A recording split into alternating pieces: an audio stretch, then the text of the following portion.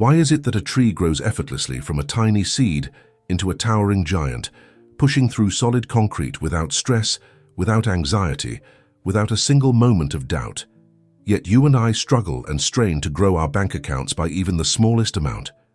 We fight, we worry, we exhaust ourselves in the pursuit of a little more, while nature expands all around us with breathtaking ease. Are we somehow broken? Are we fundamentally flawed in our design? No. The truth is far simpler and far more profound. We are not broken. We are simply fighting against nature instead of using it.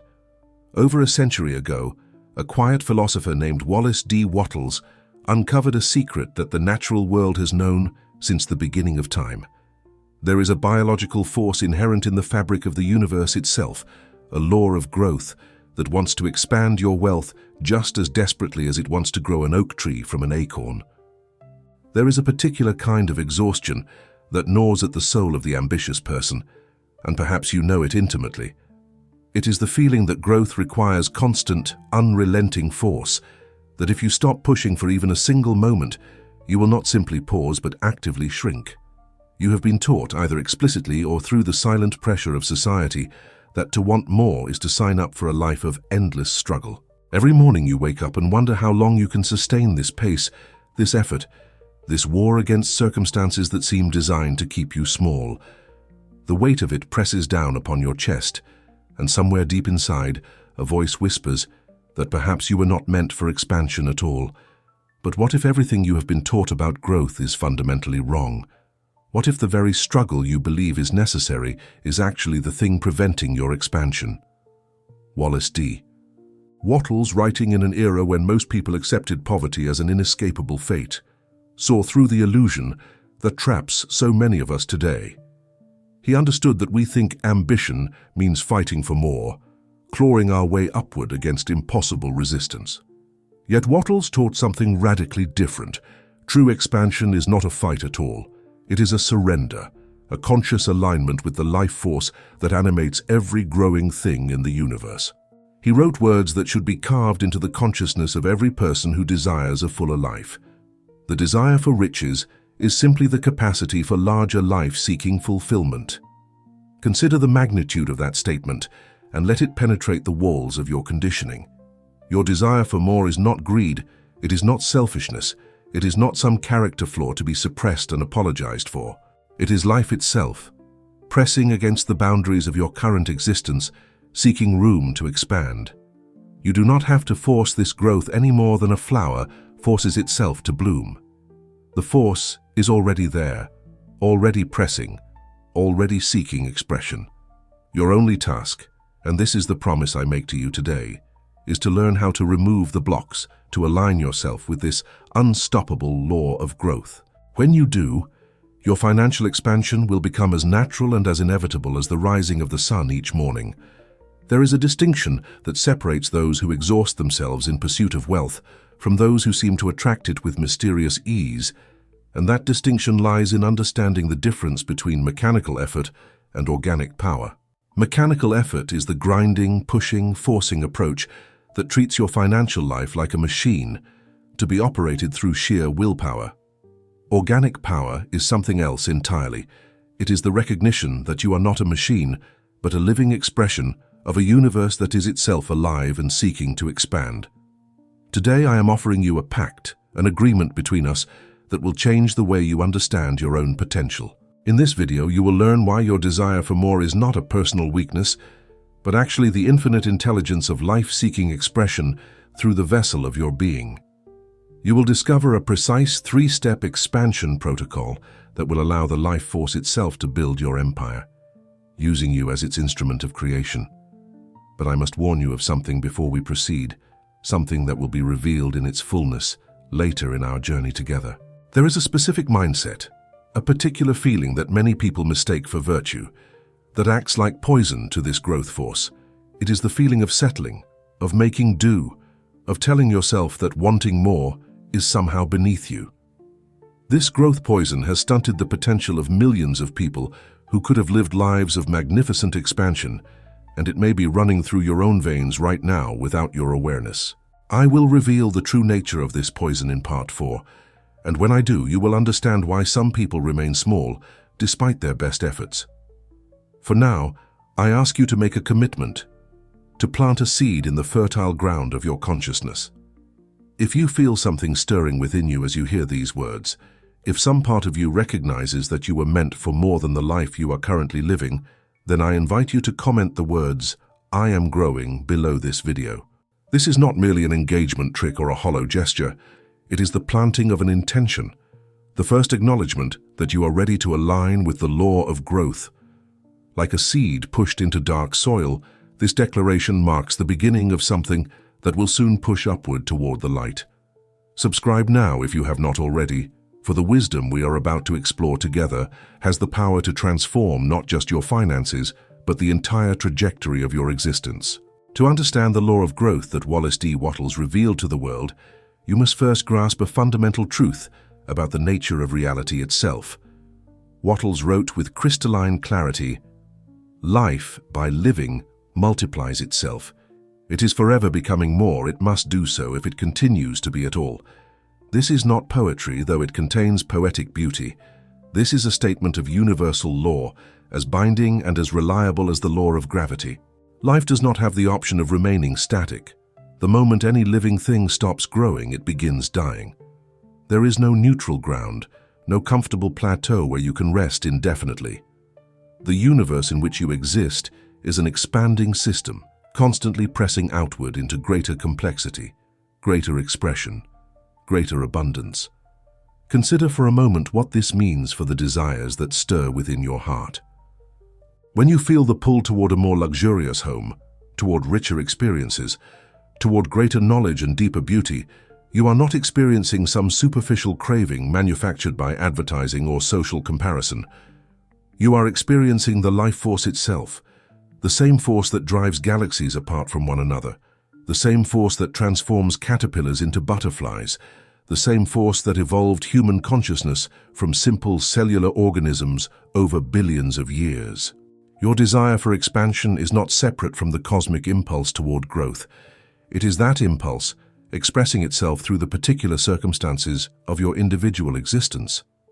Wattles understood that most people make a catastrophic error in their relationship with their own desires.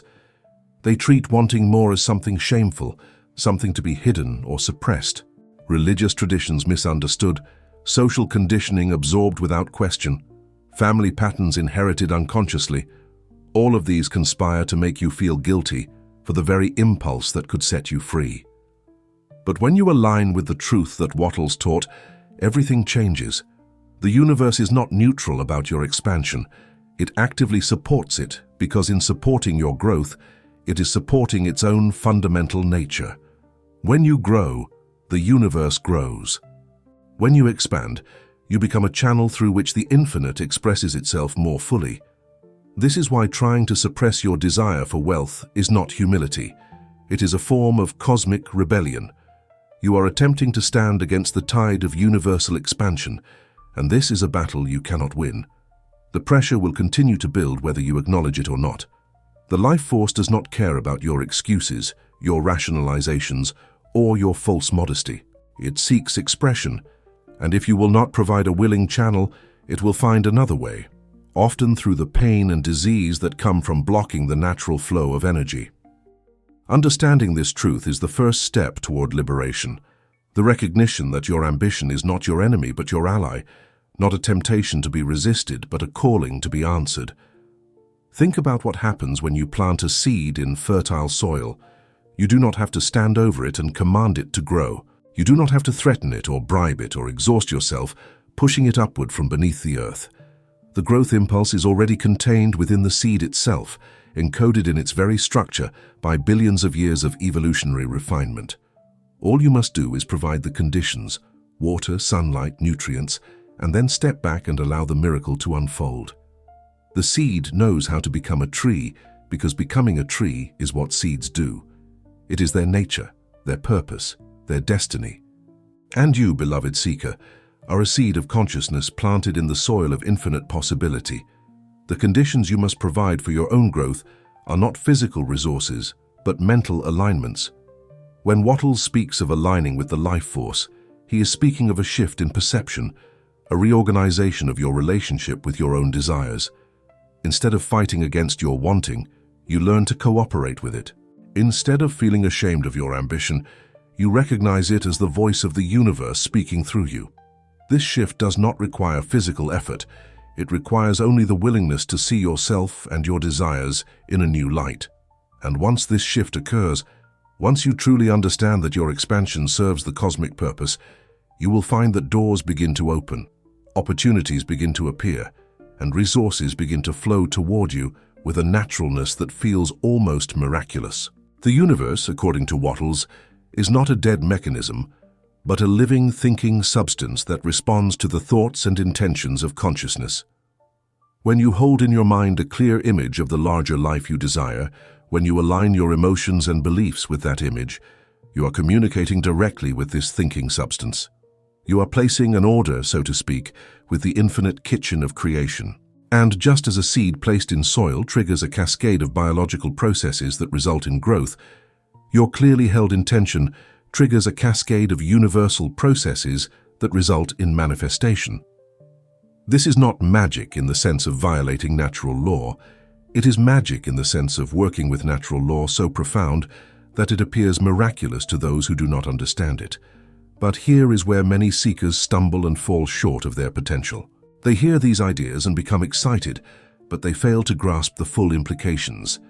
They continue to act as if the universe is neutral or even hostile to their desires. They continue to approach their financial lives with the grinding, mechanical effort that exhausts rather than expands. To truly align with the law of growth, you must undergo a fundamental transformation in your understanding of how reality works. You must move from seeing yourself as a separate being, struggling against an indifferent universe, to seeing yourself as an expression of that universe, a localized point through which the infinite becomes conscious of itself and seeks to expand. When this shift occurs, and it can occur in an instant of true understanding, everything about your approach to wealth changes. You no longer feel that you must force outcomes through sheer willpower. You begin to trust that the same force which grows trees from seeds and children from embryos is working on your behalf, shaping circumstances in ways you cannot see, bringing together the people and resources needed for your expansion. This trust is not passive or lazy. It is the most powerful form of action because it removes the resistance that blocks the natural flow. A river does not have to try to reach the ocean. It simply flows in that direction, because that is the nature of water. And you do not have to try to expand. You simply remove the blocks and let your nature express itself. Wattles was writing in a time when most people believed that poverty was either a punishment from God or an inescapable fact of economic life. His message was revolutionary because it declared that poverty is not natural at all. It is a symptom of misalignment with the fundamental law of the universe. The natural state of any living thing is growth, and the natural state of any conscious being aligned with truth is expansion into ever greater abundance. If you are not experiencing this expansion, it is not because you are unlucky or unworthy. It is because somewhere in your consciousness, you have constructed barriers that block the flow. Identifying and removing these barriers is the work of transformation, and it is work that pays dividends beyond anything you can currently imagine.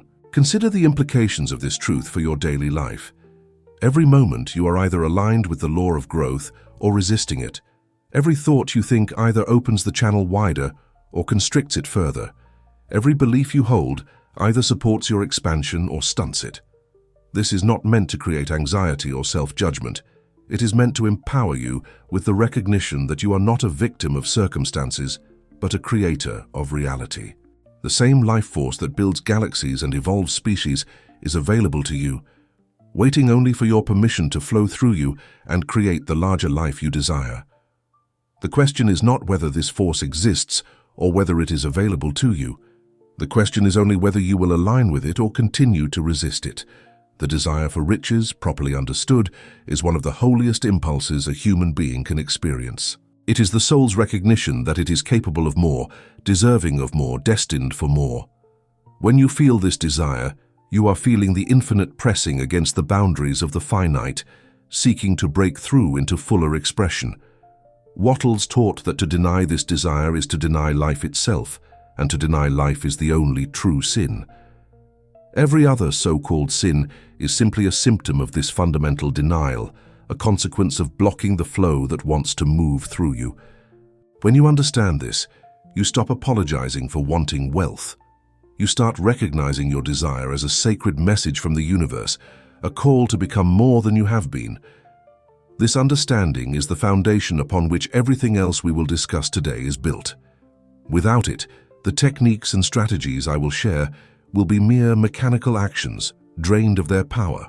With it, those same techniques become channels through which infinite power can flow. The difference between a life of struggle and a life of flow is not circumstance, not luck, not talent. It is alignment. And alignment begins with understanding. You now understand that the universe is a growing, expanding system. You understand that your desire for wealth is the life force seeking expression through you. You understand that growth is not something you must force, but something you must allow. This understanding is the seed from which your new life will grow.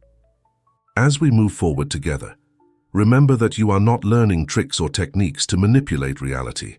You are learning to recognize and cooperate with the deepest truths of existence. The law of growth is not something Wattles invented. It is something he discovered, something that has been operating since the beginning of time and will continue operating long after we are gone. Your task is not to create this law, but to align with it, to become a conscious participant in the cosmic process of expansion. When you do, you will find that wealth flows to you not as a reward for struggle, but as a natural consequence of alignment. You will find that the universe has been waiting for you to wake up, waiting to pour through you the abundance that is your birthright. Now that you understand the principle, let us examine why it works with such reliability through the power of analogy. Imagine, if you will, a mighty river flowing from the mountains toward the ocean. This river represents the life force, the inexorable current of universal expansion that flows through all things. The ocean toward which it flows represents infinite abundance, unlimited wealth, boundless possibility. This river has been flowing since the beginning of time, and it will continue flowing until the stars grow cold. Its nature is to flow, to move, to carry everything in its current toward the vast ocean of plenty. Nothing can stop this river. Not mountains, not deserts, not the passage of eons. It flows because flowing is what rivers do. Now imagine that somewhere along the course of this river, someone has built a dam. This dam represents the limiting beliefs, the false ideas, the unconscious patterns that block the natural flow of abundance into your life. The river has not stopped flowing. It cannot stop flowing, for that would violate its fundamental nature. But the dam prevents the water from reaching the fertile valleys below. Behind the dam, pressure builds. The water presses against the obstruction, seeking any crack, any weakness, any opening through which it might continue its journey toward the sea. This pressure is what you feel as frustration, as anxiety, as the nagging sense that you should be living a larger life than the one you currently inhabit. Here is the crucial insight that most people miss entirely. If you are poor, if you are struggling, if abundance seems to elude you despite your best efforts, it is not because the river has stopped flowing. The river of universal abundance never stops. It is not because you are unworthy of wealth or somehow excluded from the cosmic distribution of good. Everyone is equally positioned in relationship to this river. The only reason abundance is not flowing into your life is because you have built a dam, or more accurately, because you have inherited or constructed beliefs that function as a dam, blocking what would otherwise flow to you naturally and inevitably. Consider the profound liberation contained in this understanding. You do not need to dig a new river. You do not need to create abundance from nothing through superhuman effort. You do not need to compete with others for a limited supply of water, fighting to divert more of the flow to yourself. The abundance already exists, is already flowing, is already seeking to reach you. Your only task, and this is the task that transforms everything, is to identify and remove the dam. You must find the beliefs that block the flow and dismantle them, stone by stone if necessary, until the river can resume its natural course toward the ocean of your potential. What are these stones that form the dam? They are thoughts like, money is hard to come by, and rich people are greedy, and I don't deserve abundance, and there isn't enough for everyone. They are beliefs absorbed in childhood from parents who were themselves blocked, passed down through generations like a curse that no one thought to question. They are ideas picked up from a culture that secretly fears abundance and tries to control it through guilt and shame. Each of these thoughts is a stone in your dam, and the dam is only as strong as the stones that compose it. Remove the stones, and the dam crumbles. Remove the beliefs, and abundance rushes in to fill the vacuum. This is why affirmations and visualization, when properly understood and applied, can have such powerful effects on your financial life. They are not magic spells that conjure wealth from nothing. They are tools for removing stones from the dam, for replacing limiting beliefs with expansive ones, for opening the channel through which the river has been waiting to flow. When you affirm, "Wealth flows to me easily and naturally," you are not lying to yourself or engaging in wishful thinking. You are stating a fundamental truth that your limiting beliefs have prevented you from experiencing. You are removing a stone. You are letting the river flow. But here is where many seekers go wrong, and I want you to understand this clearly. They try to use affirmations and visualization to push the water, to force abundance to flow faster or in greater quantities. This is a fundamental misunderstanding of how the process works. You cannot push a river. You can only remove the obstacles that prevent it from flowing at its natural rate. The moment you start trying to force outcomes, you have moved from organic power back to mechanical effort, and you have introduced a new form of resistance into the system. Trust the river. Trust its nature to flow. Trust that when the dam is removed, the water will reach the ocean. Your job is not to push. Your job is to remove the blocks and then get out of the way. Think about what happens when an actual dam is removed from a river. Engineers have performed this operation many times in recent decades, removing obsolete dams to restore natural waterways. What they observe is remarkable. The river does not need encouragement or assistance to resume its flow. The moment the obstruction is removed, the water rushes forward with tremendous force, reclaiming its natural channel, restoring the ecosystem downstream, bringing life back to areas that had been starved of the flow. The river knows exactly what to do. It has known all along. It was simply waiting for the obstacle to be removed. And so it is, with abundance in your life. It knows exactly how to reach you. It is simply waiting for you to remove the beliefs that block it. This analogy also illuminates why different people experience such different levels of prosperity, despite living in the same society, working in the same industries, and starting with similar advantages or disadvantages. The external circumstances are not the determining factor. The internal dam is. One person may have a small dam, easily removed, allowing abundance to flow with relative ease. Another may have built a massive dam over decades of negative conditioning, requiring significant work to dismantle. But in every case, the solution is the same. Identify the beliefs that block the flow and remove them. No one is inherently excluded from abundance. Everyone has access to the same river. The only variable is the size and strength of the dam. Now you might ask, how do I identify my own dam? How do I know which beliefs are blocking my flow? The answer is simpler than you might expect. Look at the results you are getting.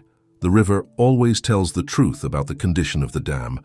If abundance is flowing into your life easily and naturally, your dam is small or non-existent. If you are struggling, straining, and still coming up short, your dam is significant. The size of your struggle is a direct measure of the size of your obstruction. This is not a judgment. It is simply information, feedback from the universe about where your work needs to be done. Welcome this feedback. It is the map that will guide you to your liberation. The beliefs that form your dam are often invisible to you precisely because you have held them so long. They feel like reality rather than like interpretations of reality. When you believe that money is hard to come by, you do not experience this as a belief. You experience it as an obvious fact about the world. This is why the work of removing the dam often requires outside assistance, whether from books like those written by Wattles, from teachers and mentors, or from communities of like-minded seekers. Others can often see our dams more clearly than we can see them ourselves. They can point to stones we did not know were there, beliefs we did not recognize as beliefs. Be humble enough to accept this help. Be courageous enough to examine ideas you have held sacred. Your liberation depends on it. Once you truly understand the dam analogy, you will never again approach your financial life the same way. You will stop trying to push the river and start examining the dam. You will stop blaming external circumstances and start looking within for the beliefs that create those circumstances. You will stop exhausting yourself with mechanical effort and start doing the real work, the inner work, that actually produces results. This shift feels counterintuitive at first, because our culture has trained us to believe that harder effort equals better results. But the universe does not operate according to our cultural beliefs. It operates according to laws, and the law of growth states that life expands naturally when obstacles are removed. Trust this law. It has never failed and never will. The pressure you feel right now, the frustration and anxiety and sense of limitation, this is not evidence that the river has abandoned you. It is evidence that the river is pressing against your dam with tremendous force, seeking any opening through which it might flow. This pressure is actually good news, though it may not feel that way. It means the life force has not given up on you. It means abundance is actively seeking to reach you, pressing against your limitations, waiting for the moment when you finally remove the stones that hold it back. That moment can be today. That moment can be right now. The river is ready. The only question is whether you are ready to let it flow. As we move into the practical application of these principles, carry this image with you. The river flowing, the dam blocking, the pressure building, the inevitable breakthrough when the stones are removed. This is not mere metaphor. This is the actual structure of how abundance flows into human lives. Wattles understood this structure, and his teachings are a manual for dam removal. The techniques I am about to share with you are not about pushing harder or wanting more intensely.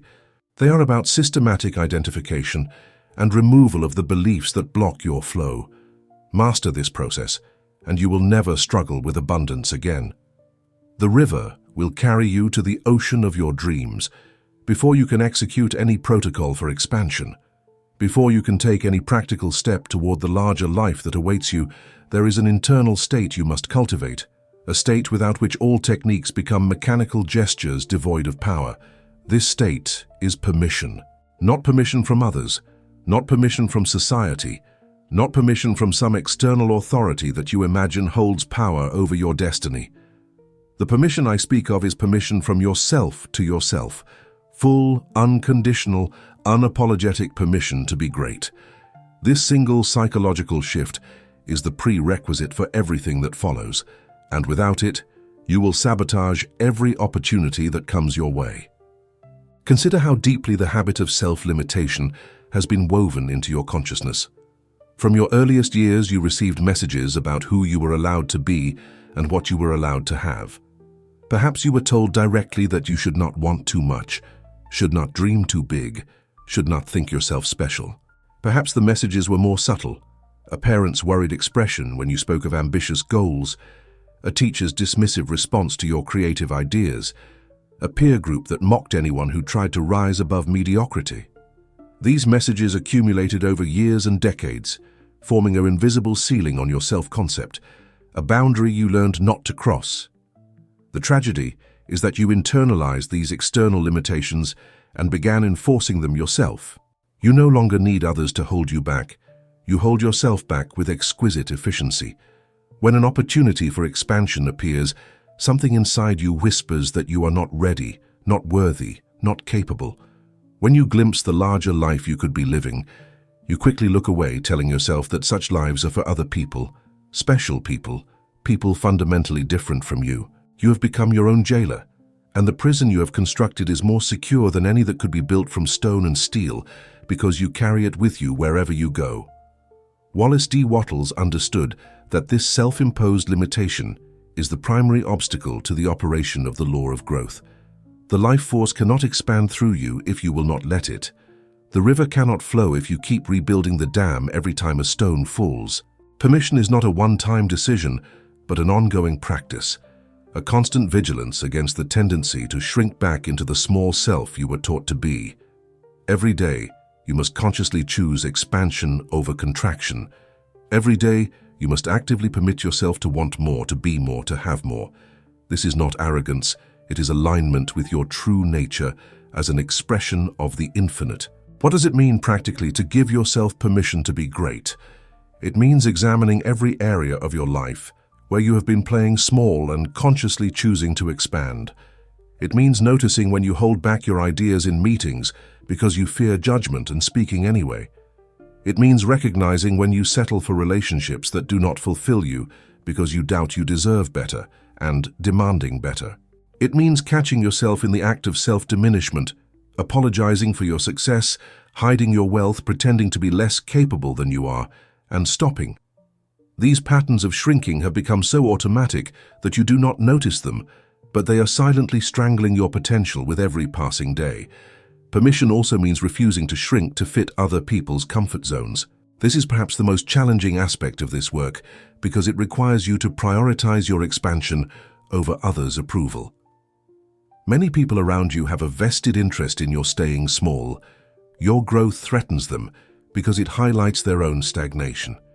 Your success makes them uncomfortable because it forces them to confront their own unrealized potential. They will consciously or unconsciously attempt to pull you back to their level, to reinforce the ceiling that they have accepted as the limit of possibility.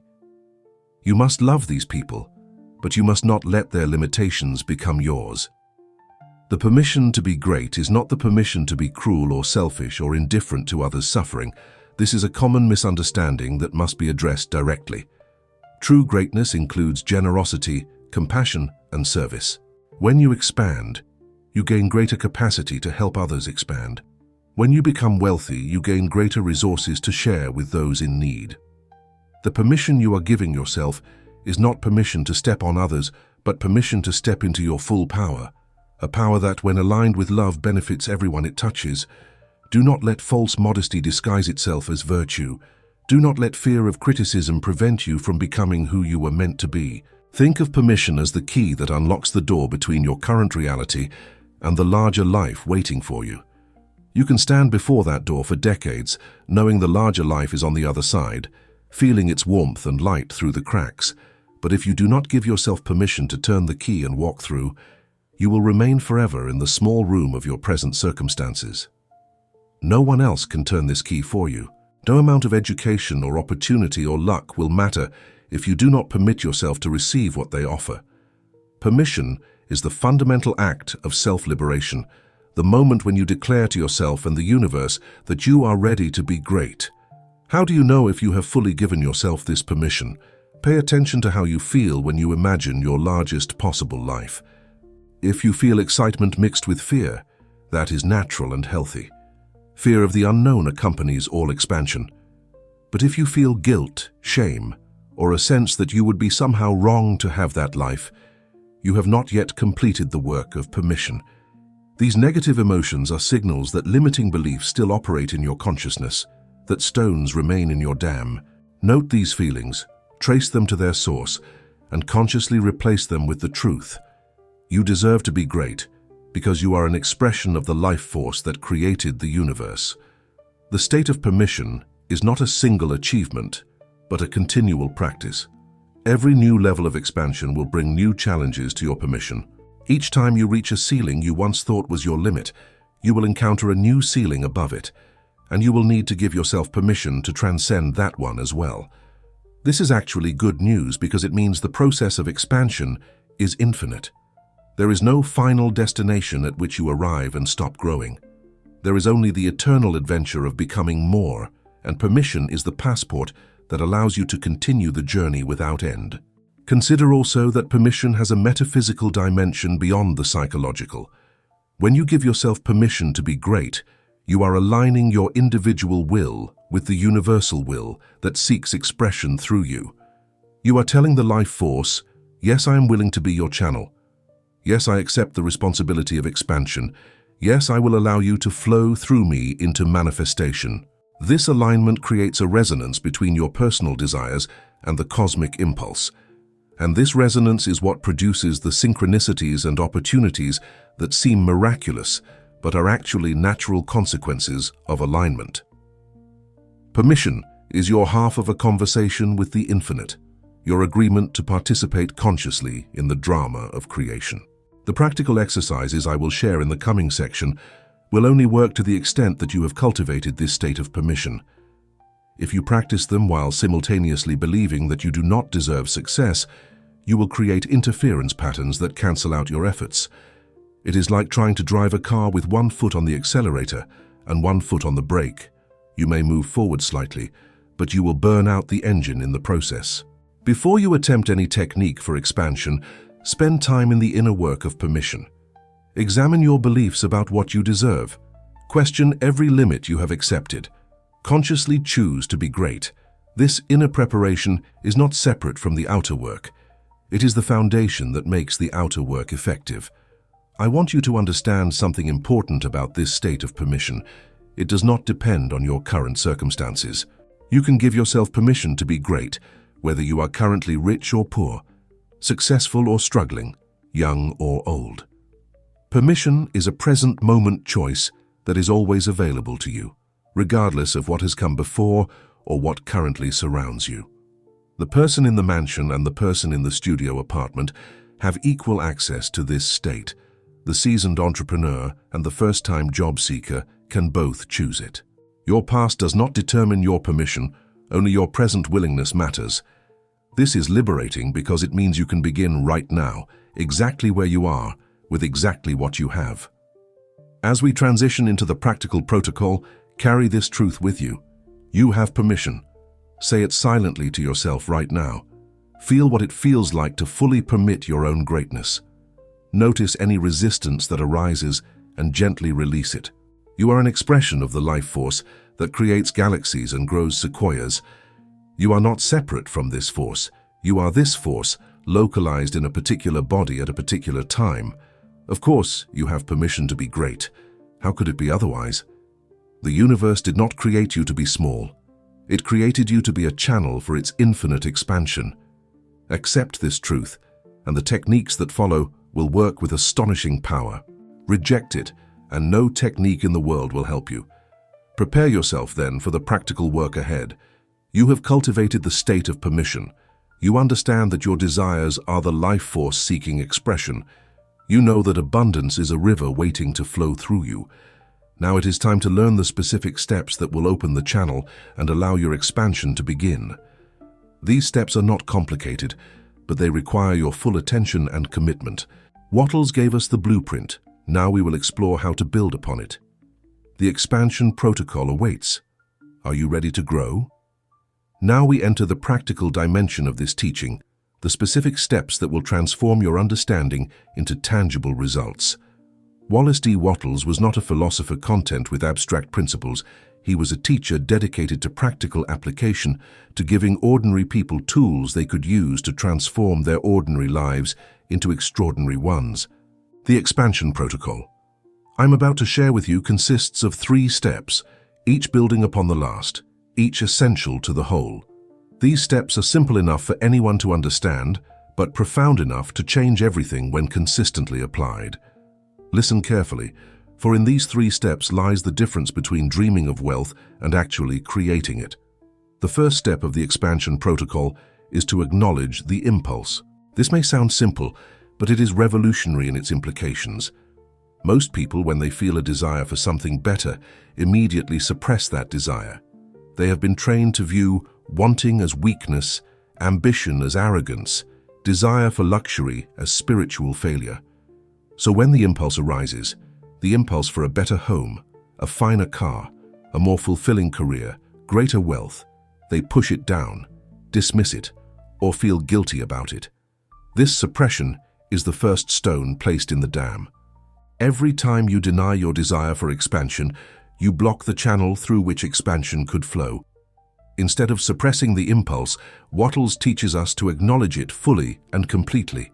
When you feel a desire for something better, stop and pay attention. Recognize what is actually happening. This is not greed calling to you, not superficiality tempting you, not your lower nature trying to lead you astray.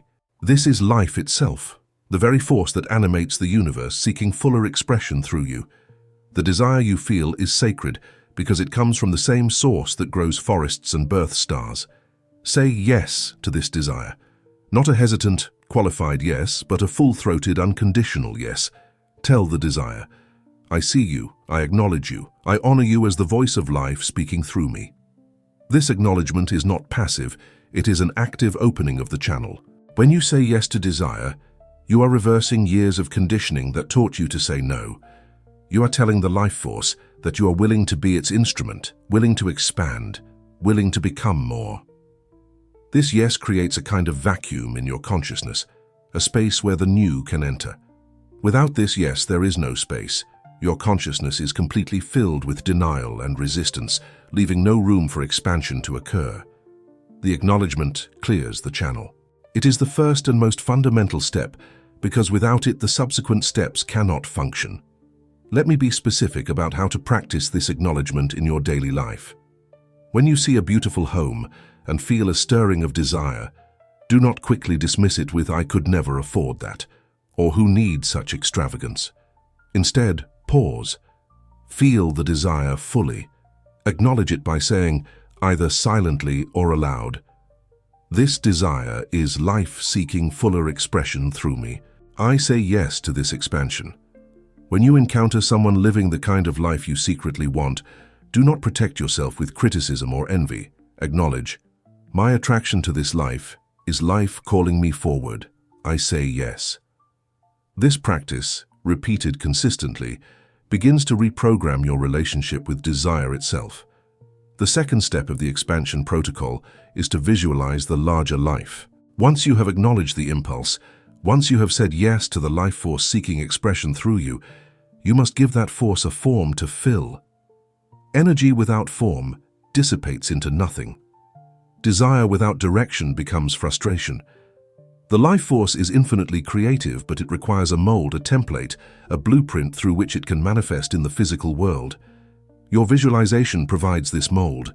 By clearly imagining the larger life you desire, you create the shape into which universal energy can flow and solidify. Wattles was insistent on the importance of clear, detailed visualization. He taught that you must hold in your mind a definite picture of the life you want to live. Not vague wishes for more money or better circumstances, but specific, concrete images of exactly what your expanded life looks like. What kind of home do you live in? Describe it in detail: the rooms, the furniture, the view from the windows, the feeling of walking through the front door. What work do you do? How do you spend your days? Who surrounds you? What contributions do you make to others? The more detailed your vision, the more powerful the mold you create. This visualization is not idle daydreaming or fantasy escapism. It is a creative act with metaphysical consequences. Wattles taught that there is a thinking substance that permeates all space, and that when you impress a clear thought upon this substance, it begins to organize itself to produce that thought in physical form. Your visualization is a communication to this thinking substance, a precise instruction about what you want to create. Vague visualizations produce vague results or no results at all. Clear visualizations produce clear results. This is why the practice of visualization must be taken seriously, performed regularly, and refined continuously until the picture you hold is sharp and compelling. The practice of visualization should become a daily ritual, as regular as eating or sleeping. Each day, set aside time to close your eyes and enter the larger life you are creating. Do not merely see it, feel it. What emotions do you experience in this expanded life? What does it feel like to wake up in that beautiful home, to do work that fulfills you, to have resources that allow you to help others? Engage all your senses in the visualization. Smell the flowers in your garden, hear the laughter of loved ones, taste the food at your table of abundance. The more real you make the visualization, the more powerfully it communicates with the thinking substance that will bring it into form. Now we arrive at the third and perhaps most misunderstood step of the expansion protocol. Fill the present place to bursting. This is where Wattles' teaching diverges from the superficial versions of manifestation philosophy that tell you to simply think positively and wait for good things to happen. Wattles understood that expansion is an organic process with specific mechanics, and one of those mechanics is that you cannot expand into a larger space until you have completely filled the space you currently occupy. A plant does not grow into a bigger pot while still having room in its current pot. It must first fill the current pot with roots, pushing against the boundaries, becoming too big for its present container. Only then does the law of growth move it to a larger space. What does it mean to fill your present place to bursting? It means bringing 100% of your energy, excellence and enthusiasm to everything you currently do, your current job, your current relationships, your current circumstances, however humble or limiting they may seem. If you are working as a clerk, be the finest clerk in the history of that company. If you are living in a small apartment, make it the most beautiful, most organized, most energetically vibrant small apartment you can create.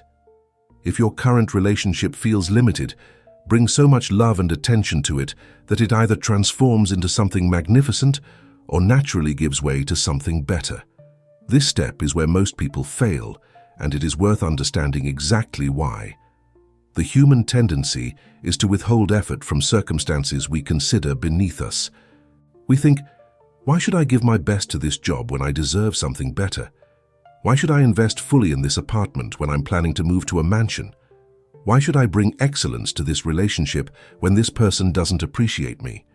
This withholding feels like self-protection, like saving our energy for when it really matters. In reality, it is the very thing that prevents the expansion we desire. The law of growth is precise in its operation. It expands those who have proven their readiness for expansion by completely filling their current space. When you withhold effort, you signal to the universe that you are not ready for more, because you cannot even handle what you have. When you bring your full presence and excellence to humble circumstances, you demonstrate that you can be trusted with greater circumstances. This is not about earning abundance through hard work. It is about becoming the kind of person through whom abundance naturally flows. The person who cannot be excellent in small things will not suddenly become excellent when given large things. Excellence is a habit, and habits are formed in the present moment, not in some imaginary future. Consider the practical application of this principle. Look at your current job, whatever it may be. Ask yourself, am I bringing 100% of my capacity to this work?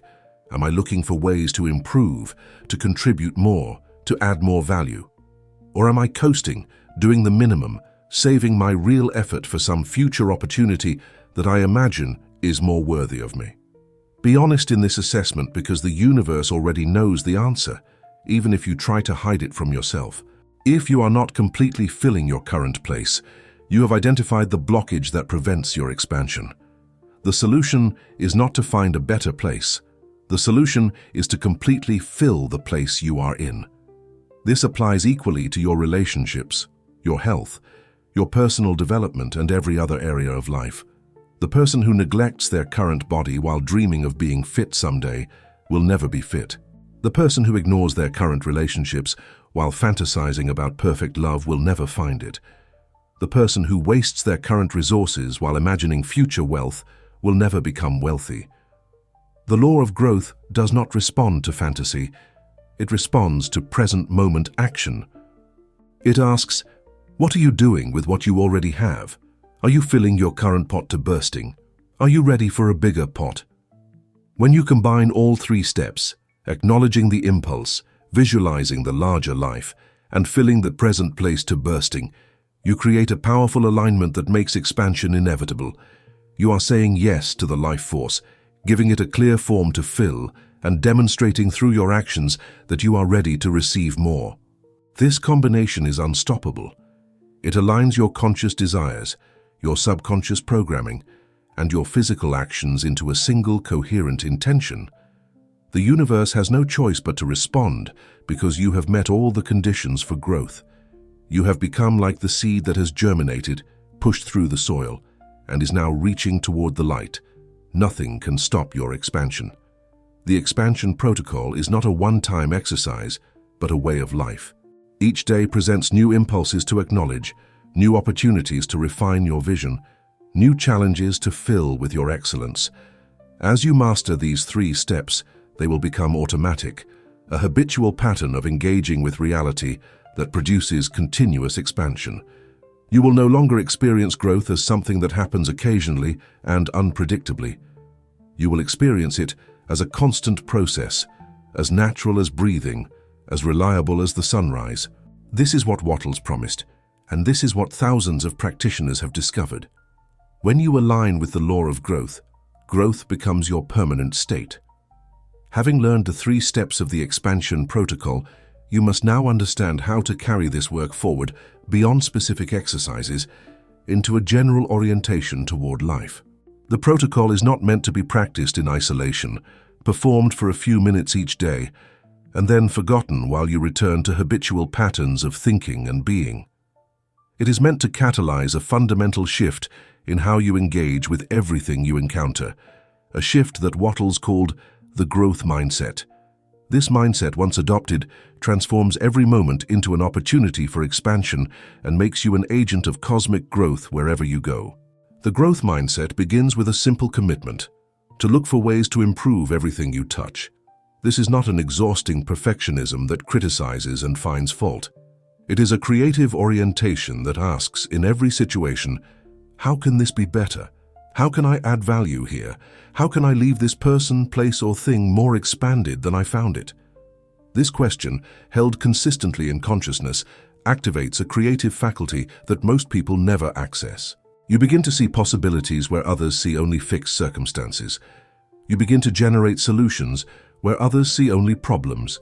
You become a source of expansion in a world that often seems contracted and limiting. Consider what happens when you bring this mindset to your work. Instead of performing tasks mechanically, waiting for the day to end, you engage with curiosity and creativity. You ask, how can I do this better? How can I serve more fully? What improvement can I make that no one has asked for, but that would add genuine value? This orientation does 2 things simultaneously. First, it makes your current work far more satisfying because you are engaged rather than disconnected, creating rather than merely executing. Second, it marks you for expansion in the eyes of both human observers and the universal intelligence that governs growth. You become known as someone who improves things, and such people are always promoted, by employers, by circumstances, by life itself. The growth mindset extends beyond work into every interaction and relationship. When you meet another person, the question becomes, how can I leave this person better than I found them? What can I give? A smile, an encouraging word, genuine attention, useful information that will expand their day, their possibilities, their sense of themselves. This is not manipulation or people-pleasing. It is the recognition that your growth and others' growth are not separate processes, but aspects of a single cosmic expansion. When you help others grow, you align more fully with the life force, and the life force flows through you more abundantly. Generosity is not a sacrifice, it is an investment in your own expansion. Apply the growth mindset to your physical environment as well. Your home, your workspace, even the public spaces you move through, all of these are opportunities for improvement. Can you organize a cluttered drawer? Can you clean a surface that has been neglected? Can you add beauty to a space that lacks it? These actions may seem small, but they are training your consciousness in the habit of expansion. They are also sending a continuous signal to the universe about who you are and what you are ready to receive. A person who improves everything they touch is a person who can be trusted with more to improve. The universe responds to demonstrated capacity, not to promises and intentions. The growth mindset also applies to your own being, your mind, your body, your emotional life. Each day ask, how can I be slightly better than I was yesterday? What small improvement can I make in my health, my knowledge, my emotional regulation, my spiritual practice? This is not about massive transformations achieved through willpower, but about consistent, incremental expansion that compounds over time. The person who improves 1% each day is 37 times better at the end of a year. This is the mathematics of growth, and it favors those who show up consistently over those who make sporadic, dramatic efforts. When you adopt this mindset fully, something remarkable happens. Resistance begins to dissolve. The people and circumstances that once seemed to block your path start to cooperate with your expansion. This is not because they have changed, but because you have changed. Your consistent orientation toward growth creates a field of energy around you that influences everyone and everything in your environment. Others sense your commitment to improvement and are either inspired to join you or naturally move aside to make room for your advancement. The universe, recognizing you as a vehicle for its own expansion, begins to orchestrate synchronicities and opportunities that seem miraculous but are actually natural consequences of alignment. There is one more crucial element of the growth mindset that must be addressed: the relationship between giving and receiving. Wattles taught that the person who aligns with growth must give more value than they receive in every transaction. This might seem counterintuitive. If you always give more than you receive, won't you end up depleted? The opposite is true. When you give more value, you activate the creative mode that connects you to infinite supply. When you try to receive more than you give, you activate the competitive mode that assumes finite supply and fights for scarce resources. The growth mindset is inherently generous because it recognizes that abundance flows through giving, not through grasping. Carry this mindset with you from this moment forward. Let it inform every choice you make, every action you take, every interaction you have. You are no longer just a person trying to get more from life. You are an agent of cosmic expansion, a channel through which the life force improves everything it touches. This is a sacred role, a privilege, and a responsibility. The more fully you embrace it, the more fully abundance will embrace you. The growth mindset is not just a technique for success. It is a way of being that makes success inevitable while also making the journey itself deeply meaningful and satisfying. We have explored the principles of growth and the protocol for expansion. Now we must turn our attention to the obstacles that cause so many seekers to fail despite knowing these truths. Understanding what to do is necessary, but not sufficient. You must also understand what not to do, the mistakes that block the flow even when you think you are opening it. Wallace D. Wattles was clear-eyed about these pitfalls, and his warnings deserve our careful attention. The first and most insidious of these mistakes is the one I promised to reveal earlier: the growth poison that masquerades as virtue. Do you remember me speaking of a specific mindset that acts like poison to the life force, stunting your growth and causing your wealth to wither? I told you this poison would be revealed, and now the time has come. The poison is this: the belief that being content with less is somehow spiritual, virtuous, or admirable. It is the voice that says, "I don't need much," with false pride. It is the resignation that calls itself acceptance. It is the settling that disguises itself as gratitude. This mindset appears humble and enlightened, but Wattles exposed it as one of the most dangerous obstacles to the life you were meant to live. Let me be precise about why this mindset is so destructive. When you tell yourself that you should be satisfied with less than you are capable of achieving, you are directly contradicting the law of growth. You are telling the life force that you refuse its expansion. You are damming the river not with obvious limiting beliefs, but with what appears to be wisdom and maturity. The universe, which seeks expansion through you, receives a clear message. Do not bother trying to flow through this channel. This channel is closed by choice. And so the expansion stops, not because you lack ability, but because you have declared yourself complete when you are not. Wattles addressed this directly with words that may shock those who have been trained to see wanting as weakness. To be content with less than is possible, to be satisfied with less than you can have, is sinful. Notice that he does not merely say it is unwise or unfortunate, he says it is sinful. This is strong language, and it is chosen deliberately. In Wattles' understanding, the only real sin is the denial of life, the refusal to grow, the blocking of the force that animates the universe. When you settle for less than you can be, you commit this sin. You tell the creative power of the cosmos that you are not interested in its gifts. You reject your own nature as an expression of infinite expansion. How does this poison typically manifest? It often sounds reasonable and even admirable. I don't care about money, I value experiences and relationships. But why should you have to choose? The larger life includes rich experiences and deep relationships along with material abundance. The choice is false, created by limiting beliefs. I don't need a big house, I'm comfortable in my small apartment. But are you truly comfortable, Or have you convinced yourself to accept limitation because you have given up on expansion? I don't want to be wealthy. Look at how unhappy rich people are. But unhappiness among the rich comes from other sources, not from wealth itself. Wealth aligned with purpose creates joy, contribution, and freedom. The cure for this poison is not to become greedy or obsessed with material accumulation. The cure is to recognize the difference between gratitude and resignation. Gratitude is essential. Wattles repeatedly emphasized the importance of being grateful for what you have. But gratitude does not require you to stop wanting more. You can be deeply thankful for your current circumstances while also reaching for larger ones. In fact, gratitude and ambition work together beautifully. Gratitude raises your vibration and opens the channel. Ambition gives direction to the flow.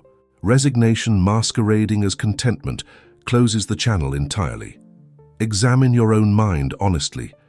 Have you told yourself that you should be satisfied with less? Have you made a virtue of wanting little? Have you judged others for their material ambitions while secretly feeling superior in your simplicity? If so, you have been poisoned, and the poison has been blocking your growth. This is not a judgment but a diagnosis, and every diagnosis is an opportunity for healing. Recognize the belief for what it is, not wisdom but fear dressed in spiritual clothing. Then consciously replace it with the truth. You deserve to be great, and your desire for more is the voice of life calling you forward. The second fatal mistake that blocks growth is attempting to expand at others' expense. This is the mindset of competition, and it is fundamentally incompatible with the law of growth as Wattles understood it. Competition assumes that there is a limited supply of good, that for you to have more someone else must have less. That success requires defeating others in a zero-sum game. This assumption is false at the deepest level of reality. The universe is not a fixed pie to be divided.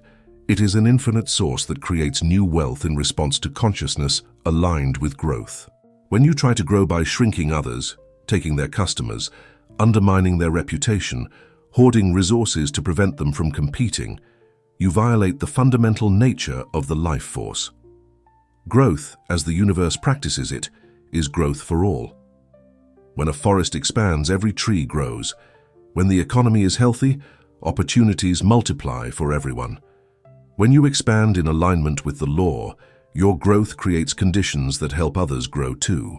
But when you try to grow by competition, you separate yourself from the flow of universal abundance and tap instead into a finite, fear-based pool that can never truly satisfy you. Wattles was emphatic on this point. You must grow in a way that helps others grow. This is not mere ethics, though it is also good ethics. It is metaphysics. It is a statement about how reality works. When you give more value than you receive, when your success benefits everyone you interact with, you align with the creative plane of abundance. When you try to take more than you give, when your success comes at others' expense, you align with the competitive plane of scarcity. The creative plane connects to infinite supply. The competitive plane, by definition, is fighting over finite resources. Choose your plane carefully, for your choice determines your destiny. How do you practically ensure that you are growing in a way that helps others? Apply this test to every business decision, every transaction, every interaction. Does this make things better for everyone involved, or does it benefit me at someone else's expense? If your business provides genuine value, if your success creates opportunities for employees and customers and partners, if your wealth enables you to contribute to causes and communities, you are growing on the creative plane. If your profit comes from deceiving customers, exploiting workers, or destroying competitors, you are operating on the competitive plane and will ultimately find yourself blocked, no matter how successful you appear in the short term. The distinction between creative and competitive growth extends to your inner attitudes as well as your outer actions. You can take the right actions while harboring competitive thoughts, and those thoughts will contaminate your results. When you see another person's success, do you feel threatened or inspired? When someone in your field achieves what you want, do you feel envy or possibility? Your emotional response reveals which plane you are operating on. If you notice competitive feelings, do not judge yourself. Simply notice and choose differently. Remind yourself that their success proves what is possible, that there is enough for everyone, that their abundance does not diminish yours. These two mistakes, the resignation that masquerades as contentment and the competition that violates the law of universal growth, are responsible for the vast majority of failures among people who understand the principles of expansion but cannot seem to apply them successfully. Now that you know what they are, you can guard against them. Examine your beliefs about contentment. Are they genuine gratitude or hidden resignation? Examine your relationship to others' success. Is it inspiration or competition? Honest answers to these questions will reveal the blocks that have been preventing your growth, and awareness is the first step to removal. Beyond avoiding fatal mistakes, there are positive principles that, when embraced, accelerate your alignment with the law of growth. Wallace D. Wattles left us not only warnings about what to avoid, but guidance about what to cultivate. These master's tips, as I call them, are refinements of the basic protocol that can dramatically increase its effectiveness. They represent the deeper wisdom that Wattles accumulated through years of study and practice, and they deserve your careful attention and implementation.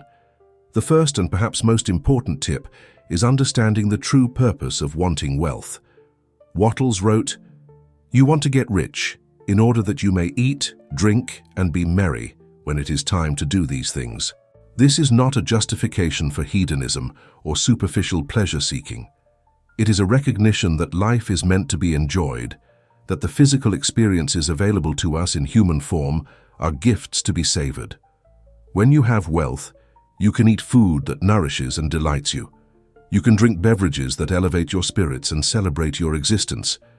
You can be merry, genuinely happy and grateful for the miracle of being alive. But Wattles continued, "You want wealth in order that you may allow your mind to develop." This points to a deeper purpose. Material security creates the conditions for mental and intellectual growth. When you are not worried about survival, when you are not exhausted by poverty, you have energy and space for the development of your mind. You can read, study, contemplate, and create. You can engage with ideas and pursue understanding. This development is not selfish. It is part of the cosmic expansion that the life force seeks. Every mind that grows adds to the consciousness of the universe. Your intellectual development is a gift not only to yourself, but to existence itself. Finally, and most importantly, Wattles taught that you want wealth in order that you may help others. This completes the picture and reveals the full purpose of material abundance. When you are wealthy, you have resources to share. You can support causes you believe in. You can help friends and family members who are struggling. You can fund projects that make the world better. You can create jobs that enable others to grow and prosper. Your wealth becomes a channel through which the life force flows to benefit countless beings. This is the highest expression of abundance, not hoarding but circulating, not accumulating but sharing. When you hold all three purposes together, enjoying life, developing your mind, and helping others, you create an intention for wealth that is pure and powerful. The universe supports this intention because it serves the cosmic purpose. Compare this to the person who wants wealth merely to feel superior to others, or to prove their worth, or to compensate for inner emptiness.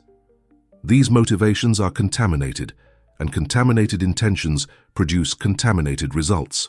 Purify your intention by consciously embracing all three purposes, and watch how quickly the universe responds to your aligned desire. Another master's tip concerns the relationship between gratitude and growth. Wattles taught that gratitude is essential not merely as a pleasant emotion, but as a practical tool for accelerating manifestation. When you feel genuine gratitude for what you have, you are sending a signal to the universe that you are a good receiver. You are demonstrating that you appreciate what has been given.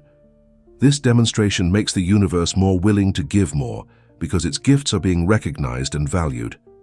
Conversely, when you feel entitled or dissatisfied despite having received much, you signal that you are a poor receiver, and the universe withholds further gifts.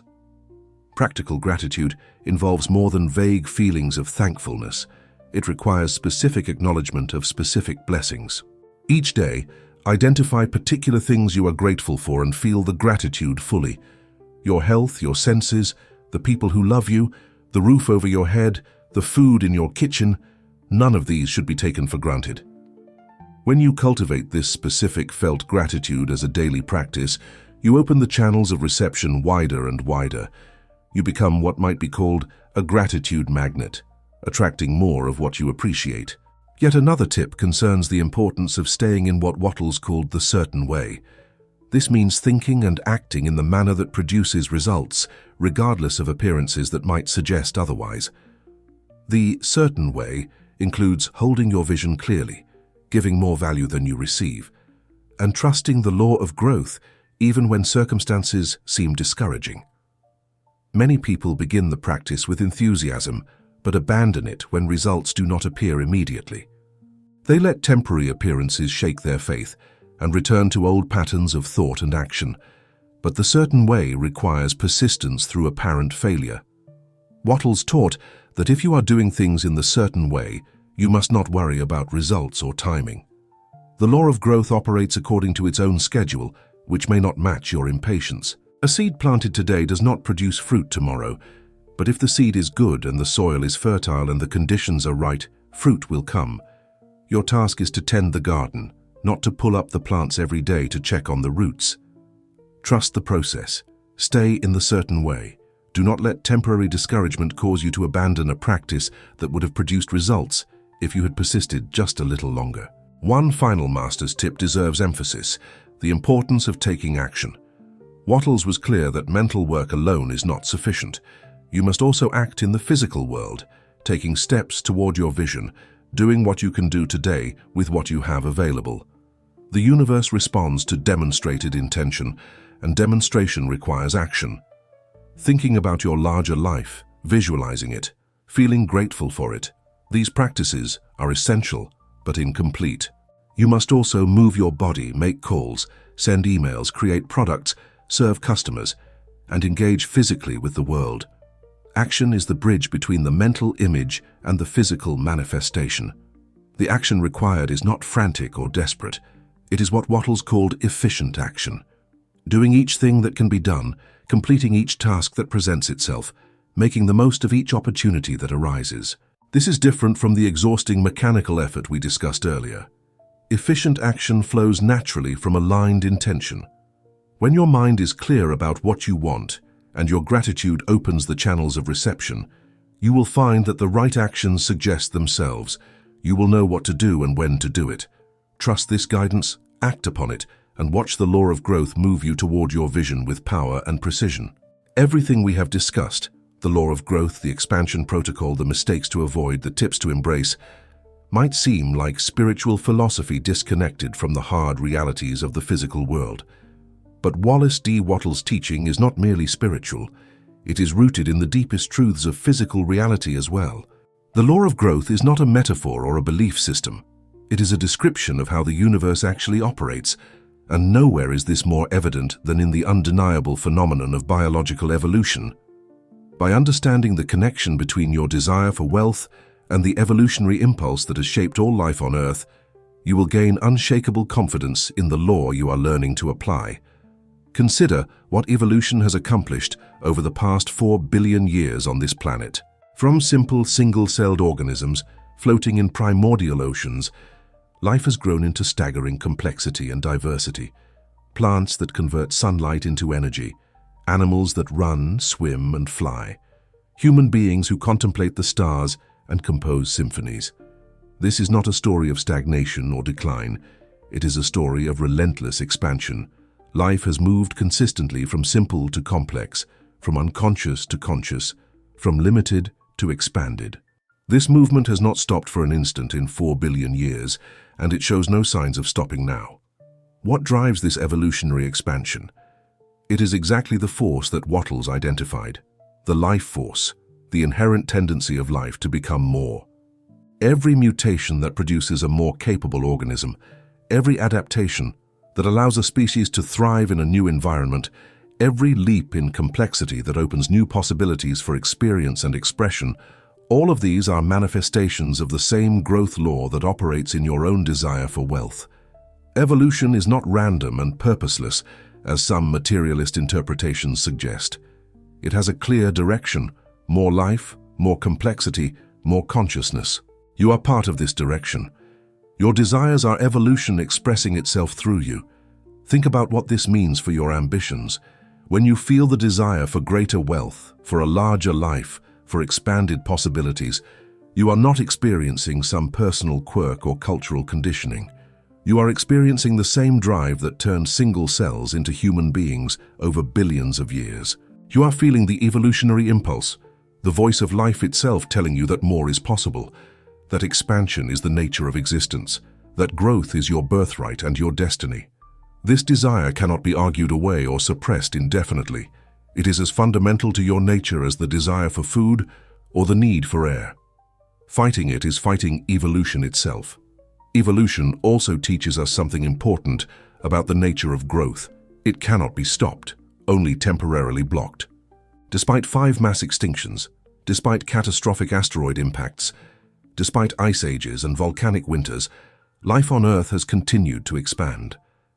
Every time it has been knocked down, it has risen again, more diverse and capable than before. This resilience is built into the nature of life because growth is what life does. The same resilience exists within you.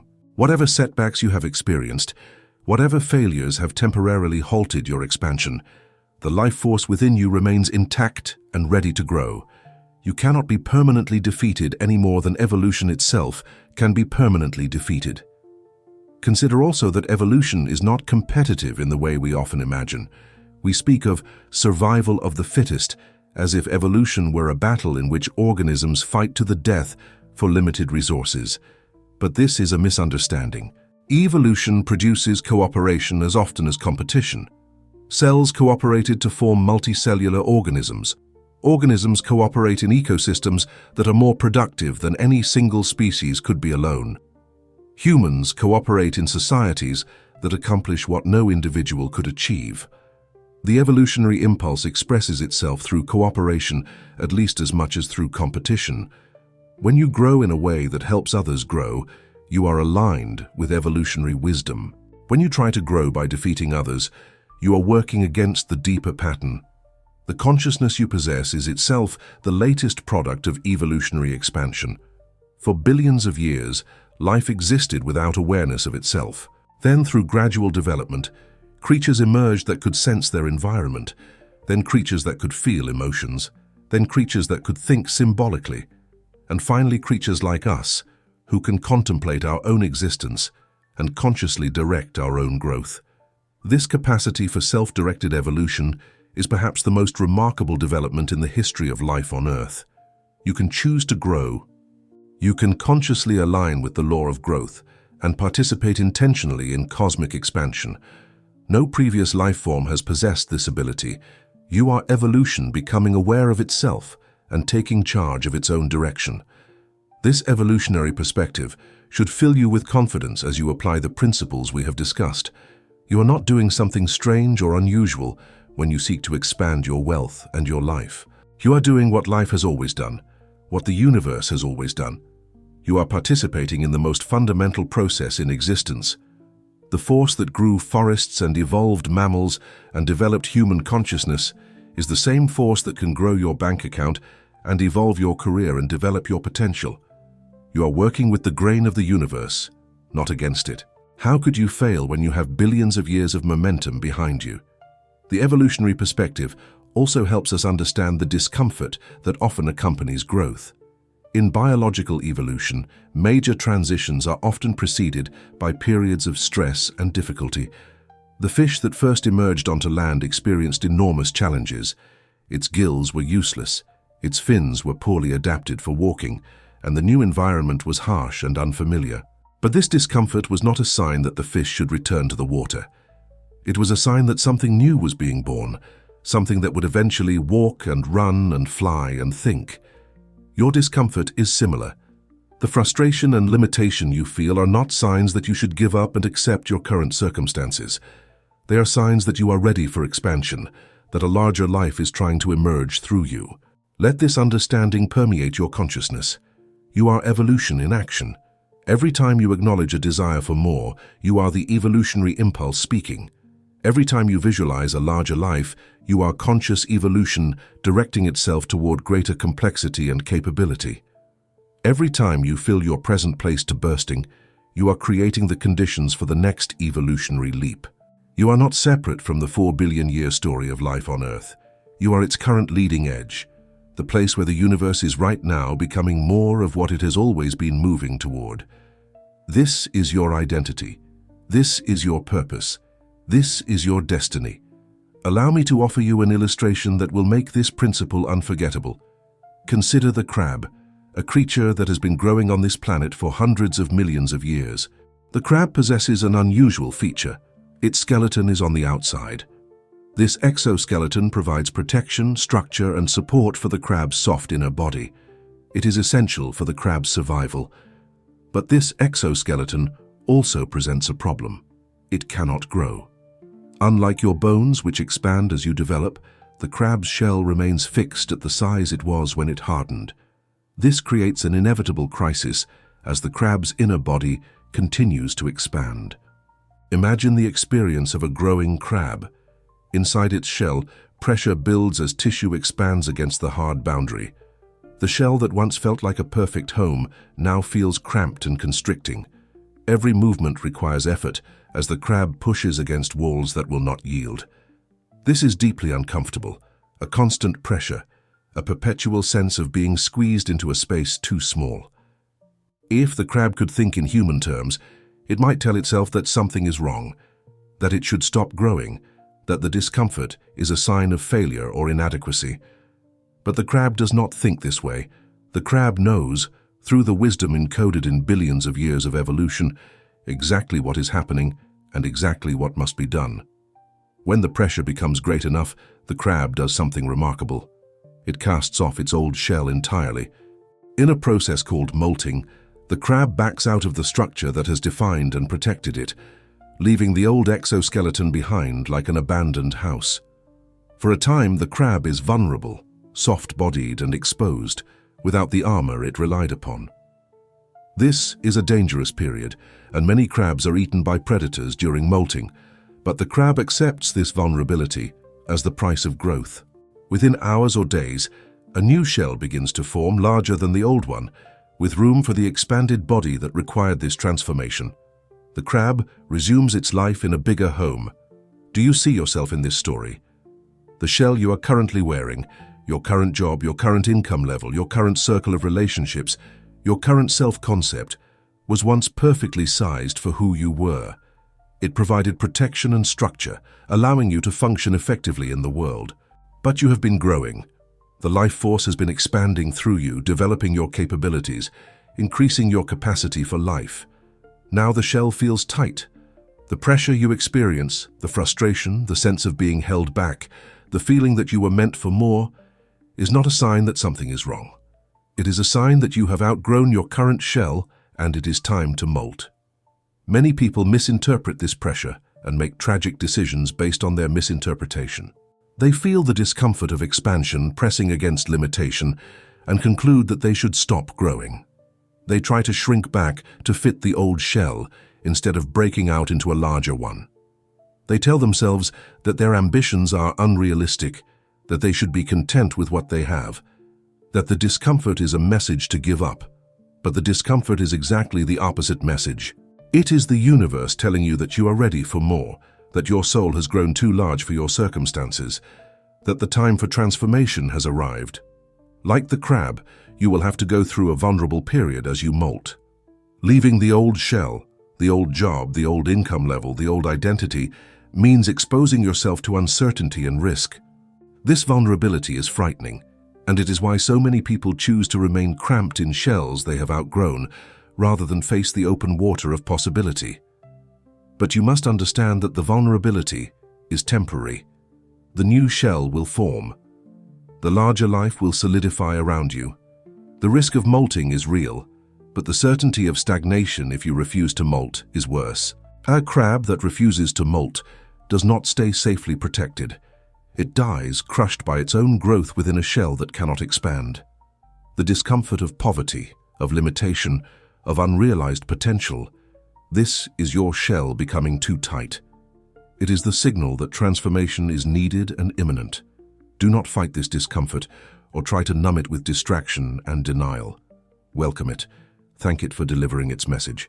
Recognize it as the pressure of the life force announcing that you are ready for expansion. Then do what the crab does. Prepare for the molt.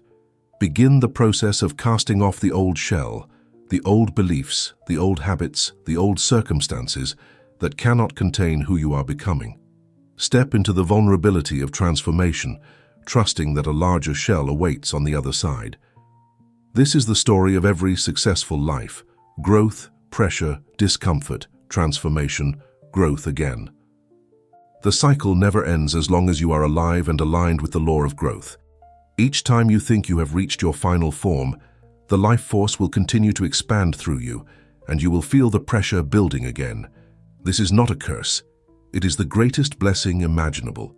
It means you are alive, you are growing, you are participating in the infinite expansion of the universe itself. Embrace the cycle. Trust the process. Molt whenever the shell becomes too tight, and discover the larger life that has been waiting for you all along. We have traveled far together through the landscape of Wallace D. Wattles' profound understanding.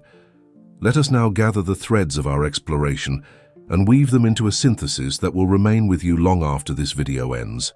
The essence of everything we have discussed can be expressed in a single transformative truth. Wealth is not something you acquire through struggle. It is a symptom of a healthy, growing soul. Poverty, conversely, is not a lack of opportunity or luck. It is a symptom of stunted growth, of blocked expansion, of life force denied its natural expression. This understanding reframes everything about your relationship with money and success. When you see a wealthy person, you are not seeing someone who was lucky or ruthless or born into advantage.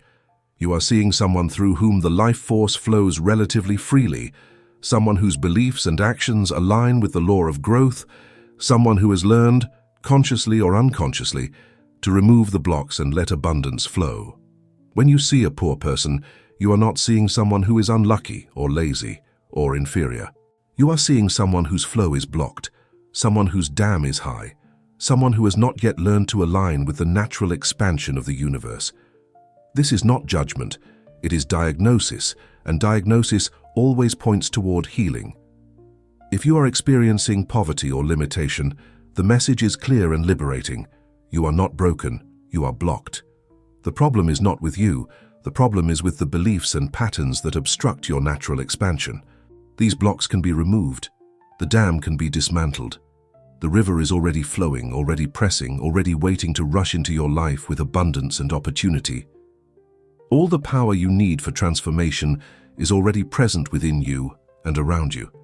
The work is not to create something new, but to remove what is in the way of what has always been seeking to express through you. Think of wealth as health, which is, in fact, exactly what Wattles taught. A healthy body maintains itself naturally when nothing is blocking its proper function. We do not have to force our hearts to beat or our lungs to breathe or our wounds to heal. These functions occur automatically when conditions allow. In the same way, a healthy soul expands naturally into wealth when nothing is blocking its proper function. The law of growth operates as automatically as the laws governing bodily health. Your task is not to force growth, but to create the conditions, mental, emotional, and behavioral, that allow growth to happen. The synthesis of power, then, is this. Align with the life force by acknowledging your desires as sacred, by holding clear vision of your larger life, by filling your present place with excellence, by avoiding the poison of resignation and the error of competition, and by trusting the evolutionary impulse that has been expanding through all life for billions of years. When you do these things consistently, wealth must come to you as surely as water must flow downhill. Not because you are special or entitled, but because you have aligned with universal law. The universe has no choice but to respond to alignment. That is what law means. You were built to grow. This is not inspirational rhetoric or wishful thinking. It is the fundamental truth of your existence. The same intelligence that constructed your body from a single fertilized cell, that grew you from an infant into an adult, that heals your wounds and regenerates your cells, that beats your heart 60 times a minute without your conscious direction. This intelligence did not stop at physical growth. It seeks to expand through you in every dimension, mentally, emotionally, spiritually, and yes, financially. You are an instrument of cosmic expansion, a channel through which the infinite becomes more of itself. How could such an instrument be designed for smallness? The ceiling you feel, the limitation that seems to define your current life, is an illusion maintained by beliefs that do not reflect reality. There is no actual ceiling. There is only the barrier you have constructed in your own consciousness. Above that illusory ceiling, infinite space extends in all directions. Unlimited possibility awaits anyone willing to rise. The pressure you feel against that ceiling is your own potential trying to break through, your own greatness demanding expression, your own destiny knocking on the door of your awareness. How long will you hold the door closed? How long will you mistake your power for your problem? Stop holding yourself back. You have been gripping the reins of your own expansion, pulling against your natural forward motion, braking when you should be accelerating. This self-sabotage may have made sense at some point. Perhaps you learned to shrink to survive in an environment that threatened those who stood tall. But that environment is gone or can be left behind. The only one holding you back now is you. The only permission you need is your own. The only ceiling you need to break through is the one you built in your own mind. Stop waiting for circumstances to change. Stop waiting for someone to give you permission. Stop waiting for proof that expansion is safe. It will never feel completely safe. Growth always involves risk, but the risk of staying small is greater than the risk of becoming great. Let the life force flow. You have been constricting it with your fears and doubts and limiting beliefs. You have been choking the very energy that could transform your existence. Relax your grip. Open the channel. Allow the current that has been building behind your dam to finally break through and carry you toward the ocean of abundance that has been waiting for you all along. This is not about effort. It is about surrender. Not the surrender of defeat, but the surrender of a river to its own nature. You do not have to push yourself to the ocean. You only have to stop resisting the flow that is already taking you there. Let your desires expand. They are not your enemies. They are your guides. Every desire for something better is the universe whispering directions, pointing you toward your next expansion. Honor these desires, follow them. Let them grow rather than suppressing them in the name of false virtue. The larger you allow yourself to want, the larger you will become. Want the beautiful home. Want the fulfilling work. Want the deep relationships. Want the resources to help others. Want it all because the life force that created you wants it all for you and through you. Your wanting is not separate from cosmic intention. It is cosmic intention localized in the vessel of your individual consciousness. Break the shell of your small life. It has protected you long enough. Now it is strangling you, preventing the expansion that your soul demands. The soft, vulnerable creature inside has grown too big for this enclosure.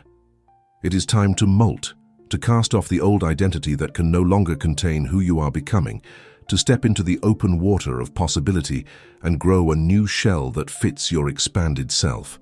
This will require courage. This will require faith. This will require the willingness to be temporarily vulnerable as the new structure forms. But you have that courage, that faith, that willingness. You have everything you need. The giant life that has been waiting for you all along is ready to receive you. Are you ready to receive it? I do not want to leave you with only inspiration and understanding. I want to leave you with action, with a specific practice that will begin the process of expansion immediately. Here is my challenge to you. For the next 7 days, commit to what I call the 10% expansion challenge. In one area of your life, you choose which area, expand by 10%, just 10%. This is not overwhelming or impossible. It is achievable. And it will teach you more about the law of growth than anything I could explain. If you choose finances, find a way to save 10% more than you currently save. If you choose work, give 10% more effort, creativity, and excellence to your tasks. If you choose relationships, give 10% more attention, love, and presence to the people you care about. If you choose health, exercise 10% longer or eat 10% better. The specific area matters less than the principle. Targeted expansion, applied consistently, produces results that compound over time. 10% this week becomes the new baseline for next week's 10%. Within a year, you will not recognize your own life. The purpose of this challenge is not merely to achieve a small improvement, it is to give you direct experience of the law of growth in action. When you expand by 10% and see the results, you will know, not just believe, but know, that expansion is possible for you. This knowledge will give you confidence to expand further. Each expansion will prove the law, and each proof will fuel the next expansion. You will create a positive feedback loop that accelerates your growth automatically. The universe will notice that you are serious about growth and will begin to send opportunities that match your demonstrated commitment. If you are ready to stop shrinking and start expanding, if you feel the life force stirring within you and demanding expression, if you recognize yourself in the crab whose shell has become too tight, then I invite you to take 2 actions. First, subscribe to the Master's Legacy channel and ensure that notifications are on. This journey we have begun today is only the beginning. The wisdom of the great masters has so much more to teach us, and I want you with me as we continue to explore. Second, leave a comment below with the words, "I am growing." This is not empty engagement. It is a declaration, an intention planted in the fertile soil of your consciousness. When you declare your growth, you commit to it. When you commit, the universe responds. Your wealth is ready to grow automatically, not through struggle and strain, but through alignment with the law that grows oak trees from acorns and human beings from single cells. You have learned the principle and the protocol.